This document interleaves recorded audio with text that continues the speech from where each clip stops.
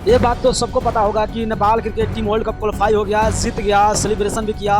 मगर शायद ये बात आप सबको पता नहीं होगा कि नेपाल क्रिकेट में अगर चर्चा चल रहा है तो 2-3 खिलाड़ी हैं जिनका चर्चा बहुत ज़्यादा चल रहा है। यानी कि मैं आपको बता दूँ, 2-3 खिलाड़ी ने ऐसा कर ही दिया काम कि चर्चा बनता ही है।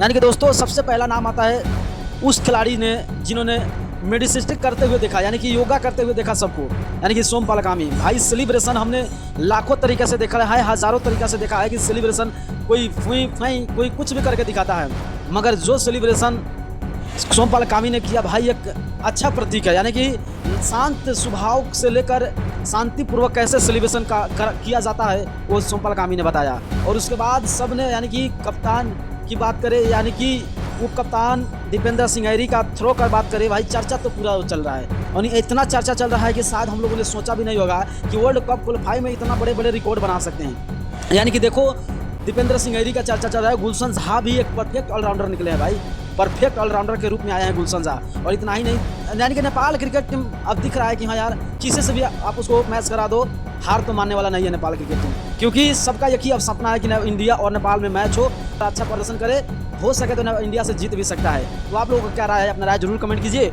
और इस वीडियो पे अपना टिप्पणी कीजिए कि वर्ल्ड कप क्वालिफाई में सबसे बेहतर कौन सा खिलाड़ी प्रदर्शन किया था। अपना नाम जरूर कमेंट करें, संदीप लामेछाने या दीपेंद्र सिंह ऐरी या गुलशन झा या भुरतेल मामा। आप अपना राय जरूर कमेंट करें और वीडियो को ज़्यादा से ज़्यादा शेयर करें।